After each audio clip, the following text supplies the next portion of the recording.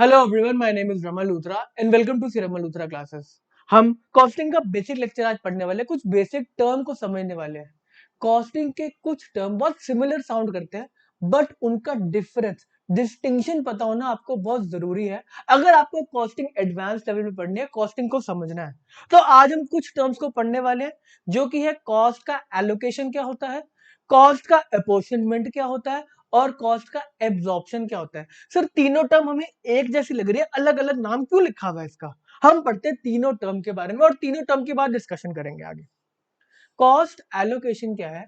आप किसी डिपार्टमेंट को कॉस्ट एलोकेट कर रहे हो, बोल रहे हो कि पूरी की पूरी कॉस्ट आपकी है, पूरी की पूरी कॉस्ट आपकी वजह से हुई है। अब जब भी आपको एलोकेशन करना है किसी कॉस्ट का, एक कॉस्ट सेंटर को, कॉस्ट सेंटर मतलब जो कॉस्ट इंकर कर रहा है, कि ये कॉस्ट आपकी वजह से हुई है।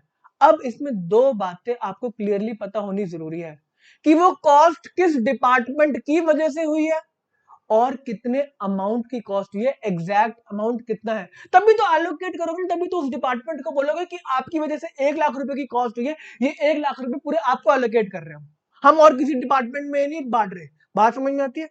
अब कुछ ऐसी कॉस्ट भी होती है जो पूरी की पूरी फैक्ट्री के लिए की जाती है। एक स्पेसिफिक डिपार्टमेंट के लिए वो कॉस्ट नहीं की गई, पूरी की पूरी फैक्ट्री के लिए, पूरी की पूरी ऑर्गेनाइजेशन के लिए वो कॉस्ट की गई। बट ये कॉस्ट हमें डिपार्टमेंट वाइज बांटनी तो पड़ेगी ना, अलग अलग डिपार्टमेंट से रिकवर तो करनी पड़ेगी ना। तो हम डिपार्टमेंट को बोलते हैं कि ये कॉस्ट आपके डिपार्टमेंट के स्पेसिफिक नहीं हुई, बट इसमें आपका कुछ पोर्शन है, इसमें आपका कुछ पोर्शन है, तो हम इसमें कॉस्ट अपोर्शन कर देंगे आपके डिपार्टमेंट के हिसाब से। कोई भी बेसिस हो सकता है कॉस्ट को अपोर्शन करने का, वो डिपेंड करता है किस टाइप की कॉस्ट है। हम इसके कुछ क्वेश्चन करेंगे, किस टाइप की कॉस्ट है, उसको कैसे अपोर्शन करना है, वो क्वेश्चन में दिया होगा, या आप अपना सेंस लगा के बता सकते हो कि किस तरीके से एक पर्टिकुलर कॉस्ट को अलग अलग डिपार्टमेंट में अपोर्शन करना चाहिए। अब जैसे हम एग्जांपल लेते हैं, हमें समझ में नहीं आई बात, सर अब क्या बोल रहे हैं, मैं बिल्कुल दिमाग से ऊपर चली गई। पूरी फैक्ट्री की कॉस्ट होती है रेंट, उसके अंदर अलग अलग डिपार्टमेंट है। कार, अगर कार मान लो कार मैन्युफैक्चर हो रही है, कार की पेंटिंग का एक डिपार्टमेंट है, एक असेंबली का डिपार्टमेंट है, एक मैकेनिकल ऑपरेशंस का डिपार्टमेंट है। अब फैक्ट्री की पूरी रेंट 1 करोड़ रुपए जा रही है पर मंथ। अब जो जो जितना फैक्ट्री का एरिया, जो जो डिपार्टमेंट जितना फैक्ट्री का एरिया यूज कर रहा होगा, उसके बेसिस पे, उसके बेसिस पे हम कॉस्ट को अपोर्शन कर देंगे।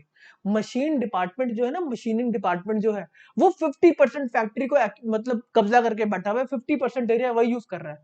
तो हम उसको बोलेंगे कि 50% फैक्ट्री का एरिया आप यूज कर रहे हो, तो 1 करोड़ में से 50 लाख रुपीज की कॉस्ट हम आपको अपोर्शन कर रहे हैं।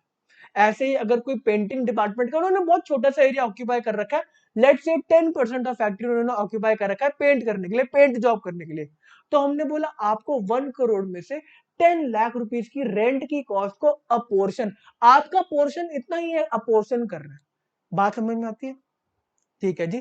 हमने कॉस्ट को एलोकेट कर दिया, जिस डिपार्टमेंट की वजह से कॉस्ट हुई, हमने पूरी कॉस्ट उससे रिकवर कर ली। या हमने कॉस्ट को अपोर्शन कर दिया, जो पूरी फैक्ट्री के लिए कॉस्ट होती है, पूरी ऑर्गेनाइजेशन के लिए कॉस्ट होती है, एक स्पेसिफिक डिपार्टमेंट के लिए होता है, उसको हमने पोर्शन में डिवाइड कर दिया। और ये कॉस्ट एब्जॉर्प्शन क्या है? अल्टीमेटली, अल्टीमेटली आपको जो कॉस्ट रिकवर करनी है, आपको जो कॉस्ट रिकवर करनी है, वो तो आप अपने गुड्स जो मैन्युफैक्चर कर रहे हो उससे करोगे ना। डिपार्टमेंट में डाल के क्या फायदा, वो आपने अपोर्शन कर दिया ठीक है, बट अल्टीमेटली तो जो गुड्स आप बेच रहे हो उसकी कॉस्टिंग में आपको पर्टिकुलर, एक पर्टिकुलर जो आपका कॉस्ट है उसको लेके जाना है ना। तो कॉस्ट एब्जॉर्प्शन यही बोलता है कि आप कुछ इनडायरेक्ट कॉस्ट जो आपकी, डायरेक्टली तो आप जो डायरेक्ट कॉस्ट है वो तो आप डायरेक्टली बता दो कि यहाँ पे ये तो कॉस्ट एक पर्टिकुलर डिपार्टमेंट की है, बट जो इनडायरेक्ट कॉस्ट है, उस केस में आप बोलोगे कि हम इसको भी यूनिट की कॉस्ट में एब्जॉर्ब करेंगे, एब्जॉर्ब करेंगे। कुछ एब्जॉर्प्शन का रेट निकाल के हम इसको भी पर यूनिट की कॉस्ट में लेकर जाएंगे, क्योंकि हम बताना चाहते हैं अपने स्टेक होल्डर को कि पर यूनिट में सारी टोटल कॉस्ट कितनी आ रही है। वेरिएबल कॉस्ट भी होती है, कुछ फिक्स्ड कॉस्ट भी होती है, हम सारी की सारी कॉस्ट को ऐड करके जो इनडायरेक्ट कॉस्ट है, फिक्स्ड कॉस्ट, हम उसको एब्सॉर्ब करेंगे यूनिट की कॉस्ट के अंदर। तो आपको समझ में आना चाहिए कि जो कॉस्ट एलोकेशन होता है, वो डिपार्टमेंट, किसी भी डिपार्टमेंट को हम एलोकेट कर देंगे, अपोर्शनमेंट पोर्शन में डिवाइड कर देंगे, और एब्जॉर्प्शन के अंदर हम यूनिट्स के अंदर कॉस्ट को एब्जॉर्ब करेंगे यूनिट्स के अंदर। इसमें डिपार्टमेंट की बात नहीं आ रही, यूनिट्स के अंदर हम कॉस्ट को एब्जॉर्ब कर रहे हैं। बात समझ में आती है? हम पढ़े इसको थोड़ा थोड़ा, इंग्लिश में क्या लिखा है, ठीक है। कॉस्ट एलोकेशन में बोला गया when item of cost are identifiable. Identifiable होना जरूरी, तभी तो आप एलोकेट करोगे ना। Identified directly with some product और डिपार्टमेंट। कॉस्ट एलोकेशन या तो आप डायरेक्टली प्रोडक्ट में कर दो, कोई डायरेक्ट मटेरियल लग रहा है, कोई डायरेक्ट लेबर लग रही है। अगर आप शूज बना रहे हो तो आप डायरेक्टली बता सकते हो कि इसमें कितना रबर का यूज हुआ, कितना क्लॉथ का यूज हुआ। तो आप सीधा एलोकेट करोगे ना इस कॉस्ट को कि ये मटेरियल, ये पर्टिकुलर क्या कहते हैं, रबर की कॉस्ट डायरेक्टली एलोकेट कर रहे हैं हम इस पर्टिकुलर प्रोडक्ट के ऊपर, जो भी शूज बन रहा है, शूज बन रहा है, स्लीपर्स बन रहे हैं, कुछ भी बन रहा है, ठीक है। When item of cost are identifiable directly with some products और डिपार्टमेंट्स, डिपार्टमेंट के लिए अगर स्पेसिफिक कॉस्ट हो रही है, डिपार्टमेंट को एलोकेट कर दो। Such cost are charge to such cost centre, हम कॉस्ट सेंटर को वो कॉस्ट चार्ज कर देते हैं। This process is known as cost allocation. Allocation, wages paid to worker of service department can be allocated to a particular department। हमने कोई wages किए, हम पर्टिकुलर डिपार्टमेंट को बोल रहे हैं आपकी कॉस्ट है, आपने wages इंकर करी है, आपके डिपार्टमेंट की वजह से कॉस्ट हुई है wages वाली, ठीक है। Indirect material used by a particular department can also be allocated to a department। ओहो सर, ये क्या बात होगी, इनडायरेक्ट मटेरियल। इनडायरेक्ट मटेरियल आपने कैसे एलोकेट कर दिया, हमें बात समझाओ।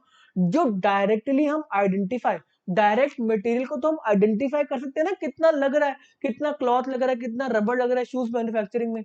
ये इनडायरेक्ट मटेरियल आप कैसे एलोकेट कर सकते हो, हमें ये बस क्लियर करो। आप शूज मैन्युफैक्चर कर रहे हो और आपके पास उस पर्टिकुलर डिपार्टमेंट में कुछ स्टेशनरी आती है। स्टेशनरी मतलब कॉपी पेन, जो आप उठा उठा के घर ले जाते हो ना। हाँ, अब हर एक डिपार्टमेंट के लिए वो इनडायरेक्ट मटेरियल है ना, स्टेशनरी से शूज मैन्युफैक्चर का क्या लेना देना। बट हर एक डिपार्टमेंट के लिए अलग अलग स्टेशनरी आती है। तो हर एक डिपार्टमेंट को बोला जाएगा ना, आपके डिपार्टमेंट ने 1 लाख रुपए की स्टेशनरी को यूज किया, घर लेके पता नहीं कहां ले गायब होगी, तो ये कॉस्ट आपके डिपार्टमेंट की है। ये कॉस्ट आपके डिपार्टमेंट की है। ये डायरेक्ट मटेरियल नहीं है। डायरेक्ट मटेरियल जो आप डायरेक्टली आउटपुट फिनिश गुड से आप बता सकते हो कि इसमें इतना क्लॉथ लगा, इसमें कितना मटेरियल लगा, इसमें कितना लेबर लगा। ये इनडायरेक्ट है, प्रोडक्शन से कोई लेना देना नहीं, बट आपके डिपार्टमेंट ने इसको इंकर किया। हम आपको एलोकेट कर रहे हैं। एलोकेट करने के लिए दो चीजें हमें चाहिए होती है कि हमें पता होना चाहिए कि कौन से डिपार्टमेंट की है और कितनी कॉस्ट लगी है। इनडायरेक्ट मटेरियल स्टेशनरी के एग्जांपल में ये दोनों आपको पता है कि किस डिपार्टमेंट की कॉस्ट है और कितने अमाउंट की स्टेशनरी आई है, ठीक है। Cost allocation calls for two basic factor. First, concern department product should have cost caused the cost, जो कॉस्ट हुई है वो उनकी वजह से हुई है, ठीक है। Second point, exact amount of cost should be computable. Exact amount पता होगी तभी तो आप एलोकेट करोगे ना, ठीक है। हम अपोर्शनमेंट पे जा रहे हैं, हम कॉस्ट को अपोर्शन कर रहे हैं। when items of cost cannot be directly charged to or accurately identifiable। हमें पता ही नहीं, डायरेक्टली चार्ज नहीं कर सकते, हमें पता ही नहीं कितनी कॉस्ट, कैसे एलोकेट करें, एलोकेशन का सवाल ही पैदा नहीं होता। उस केस में बोला गया कि क्या होगा, दे आर प्रोरेटेड। ओए प्रोरेट कर दो, प्रोराटा, प्रोरेट कर दो उनके हिसाब से जितना वो यूज कर रहे हैं। दे आर प्रोरेटेड और distributed amongst the cost centre on some predetermined basis. वो बेसिस कुछ भी हो सकता है, आपके एग्जाम के हिसाब से, आपके क्वेश्चन के हिसाब से जो आपको आने वाला है, वो आपको प्री डिटरमाइंड बेस क्वेश्चन में लिख के देंगे कि इस बेसिस पे हम कॉस्ट को अपोर्शन करने वाले हैं। आप बताओ कितना एक्चुअल में कॉस्ट हमारी गुड में जाना चाहिए। बात समझ में आती है, ठीक है। This method is known as cost apportionment. thus we see that items of indirect cost are residual to the process of cost allocation। इन्होंने इस लाइन में क्या बोला, कॉस्ट एलोकेशन के बाद जो कॉस्ट रेजिडुअल रह गई, बच गई cost, thus we see that items of indirect cost residual to the process of cost allocation। cost allocation के बाद जो कॉस्ट रहेगी are covered by cost apportionment। एकदम लॉजिकल बात, एकदम लॉजिकल बात। हम एग्जांपल पढ़ते हैं। Rent and business rate for example are sometimes paid by individual cost centre, ठीक है जी। द फ्लोर स्पेस, जितना स्पेस वो यूज कर रहे हैं, is also used as a basis for apportionment to share cost between relevant cost center। हमें बात समझ में आती है, हमें पूरी फैक्ट्री का रेंट दे दो और उसको अपोर्शन कर दो जितना फ्लोर एरिया यूज किया जा रहा है। द बेसिस, जो बेसिस है, प्री डिटरमाइंड बेसिस है, ये वाला बेसिस जिस पे आप अपोर्शन कर रहे हो, the basis ultimately adopted should ensure, क्या एंश्योर करना चाहिए कि एन इक्विटेबल शेयर, जितना जिसका बनता है शेयर उसको उतना ही चार्ज करो, ज्यादा नहीं कम नहीं। The basis ultimately adopted should ensure and equitable share of common expense for the cost centres and the basis once adopted, आपने कोई भी बेसिस अडॉप्ट कर लिया, शुड बी रिव्यू, आप रिव्यू करो ना सही तरीके से हो रहा नहीं हो रहा, and the basis once adopted should be reviewed at a periodic intervals to improve upon the accuracy of apportionment.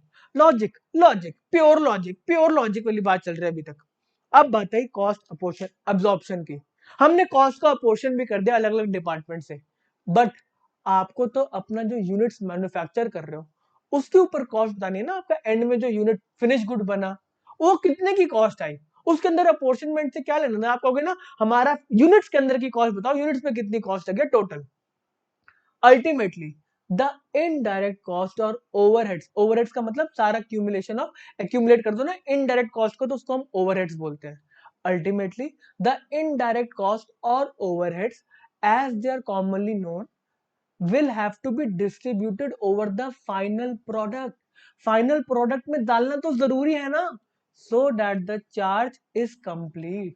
हम बात समझ में आती है कि भाई एंड में तो हमें प्रोडक्ट से ही लेना है। This process is known as cost absorption, हम यूनिट्स में एब्जॉर्ब कर रहे हैं पूरी कॉस्ट को, meaning thereby that the cost absorb by the production during the period, usually any of the following method, हम नीचे कोई भी मेथड दे रखा है ना इसकी वजह से एब्जॉर्प्शन कर सकते हैं कि एक पर्टिकुलर गुड। अब मैं आपको एग्जांपल देता हूँ, ये क्या लिखा हुआ है कि एब्जॉर्प्शन डायरेक्ट मटेरियल कॉस्ट पे क्यों हो रहा है, क्या मतलब है इसका डायरेक्ट मटेरियल कॉस्ट का परसेंटेज। अब आप जो भी गुड्स बना रहे हो उसके अंदर जो मेजर कॉस्ट है वो मटेरियल की लग रही है। मटेरियल जो भी आप गुड्स को मैन्युफैक्चर कर रहे हो, लेट से आपकी कॉस्टिंग आ रही है 100 रुपीज की, और उसके अंदर जो मेजर चीज लग रही है वो मटेरियल है।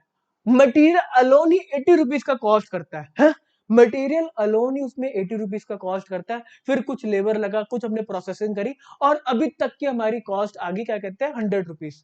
अब हम इनडायरेक्ट कॉस्ट का एब्जॉर्प्शन करने के लिए जा रहे हैं। अब आप कह रहे हो यार कॉस्ट को एब्जॉर्ब करना है ना अलग अलग डिपार्टमेंट में, जितने भी हम प्रोडक्ट्स बना रहे हैं, जिस प्रोडक्ट में जितना मटेरियल यूज हो रहा है, क्योंकि मटेरियल मेन कंपोनेंट है इस पर्टिकुलर प्रोडक्ट को जो हम बना रहे हैं, तो आप मटेरियल के बेसिस पे ओवरहेड्स को या इनडायरेक्ट कॉस्ट को एब्जॉर्ब कर लो, एब्जॉर्ब कर लो, एब्जॉर्ब कर लो। लॉजिक समझ में आया? जो ज्यादा मटेरियल यूज कर रहा है जो हमारा प्रोडक्ट, उसको ज्यादा एब्जॉर्प्शन रेट दो, मतलब उससे ज्यादा एब्जॉर्ब कराओ ओवरहेड्स को। जो पर्टिकुलर फिनिश गुड्स ये वाले मटेरियल कोई भी मटेरियल को कम यूज कर रहा है तो उससे एब्जॉर्ब कम कराओ, एब्जॉर्प्शन रेट परसेंटेज कम रखो। जी बात समझ में आती है? ठीक है, जब मैं बात थोड़ी थोड़ी समझ में आती है। डायरेक्ट लेबर, कोई पर्टिकुलर आपका जो आप प्रोडक्शन कर रहे हो उसमें लेबर इंटेंसिव हो, लेबर के आवर्स ज्यादा यूज हो रहे हैं, आपने कहा मैं ओवरहेड्स को फिक्स कॉस्ट को डिवाइड करूंगा लेबर आवर्स के ऊपर। ठीक है जी, आप मालिक हो, आप जो मर्जी करो, जो भी आपको बेसिस ठीक लगता है कॉस्ट को एब्जॉर्ब करने का, आप उस तरीके से कर सकते हो। डिपेंड करता है, क्वेश्चन आपको बताएगा कौन सा आपको क्या कहते हैं बेसिस को यूज करना है, वो इंडिकेशन देगा क्वेश्चन कि आपको कौन सा बेसिस यूज करना चाहिए। ठीक है जी। हाँ, प्राइम कॉस्ट के बेसिस पे कर दो, डायरेक्ट लेबर आवर्स की कर दो, मशीन आवर्स, जो भी पर्टिकुलर इंडस्ट्री में आप काम कर रहे हो। The basis should be selected after careful maximum accuracy of cost distribution to various production unit.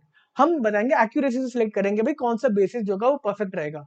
The basis should be reviewed periodically, जो भी आपने बेसिस चूज किया है इसके अंदर direct material, direct labour, direct prime cost का, direct labour का, machine are का, मशीनरी का और कुछ का, आपने फैक्ट्री के हिसाब से पोर्शन कर दिया जो भी आपने किया। The basis should be reviewed periodically and corrective action what whatever needed should be taken for the improving upon the accuracy of absorption। हमें समझ में आता है सर, हमें नहीं समझ में आता, हमें नहीं समझ में आता, हमें क्वेश्चन कराओ। चलो फटाफट हम जरा इसका एक बार डिफरेंस पढ़ लेते हैं फिर हम क्वेश्चन करते हैं। बेसिस क्या है? कॉस्ट एलोकेशन, कॉस्ट अपॉर्शनमेंट का meaning, allocation of cost implies the entire distribution of the overhead item to a department. पूरा का पूरा कॉस्ट एक डिपार्टमेंट में डाल दो, हमें समझ में आता है। Cost apportionment, apportionment of the cost refers to distribution of various overheads, various overheads item को इकट्ठा करो in proportion to the department, उसको डिवाइड कर दो, डिवाइड कर दो, अपोर्शन कर दो अलग अलग डिपार्टमेंट को लॉजिकल बेसिस पे।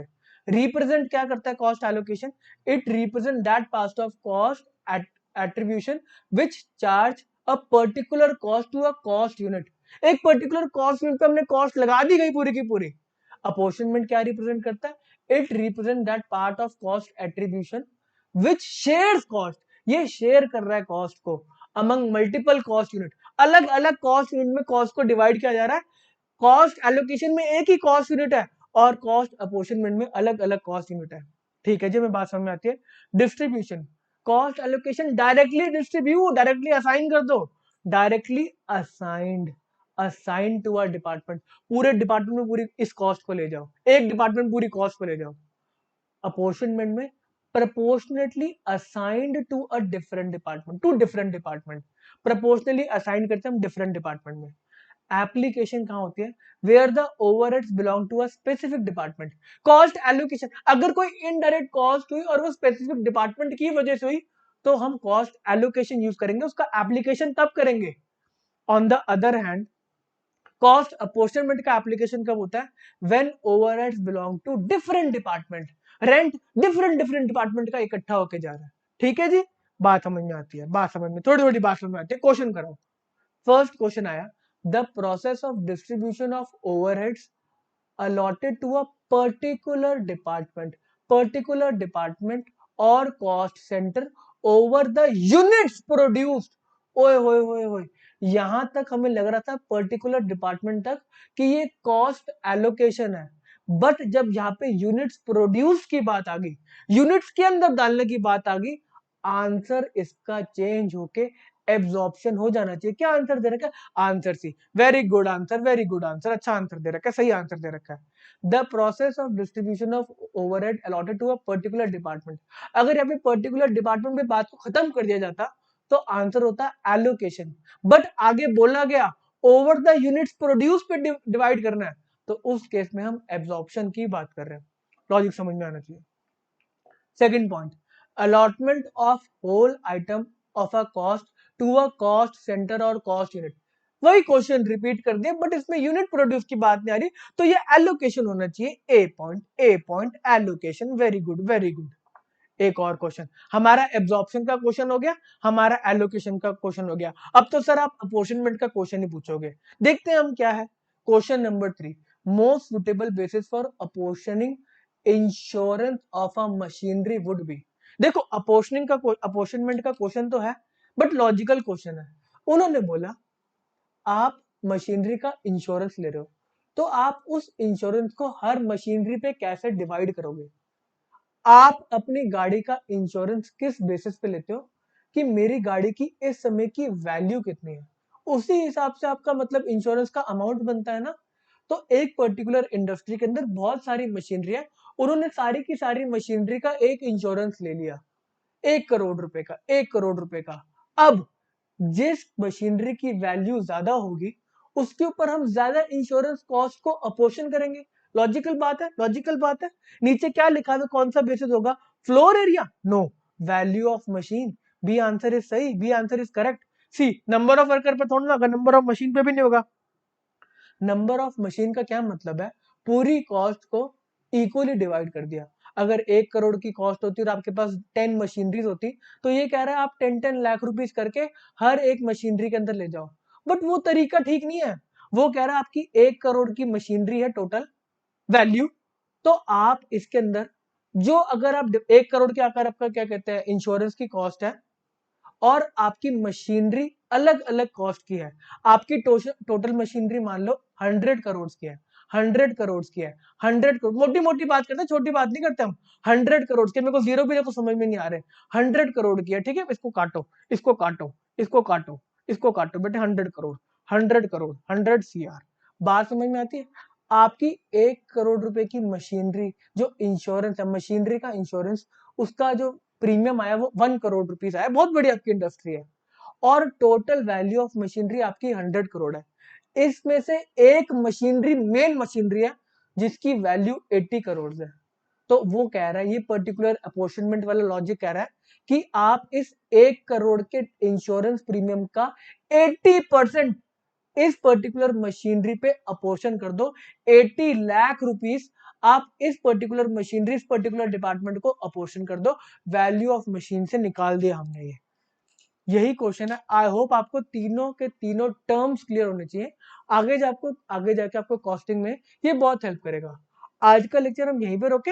हाँ जी, चलो बाय बाय।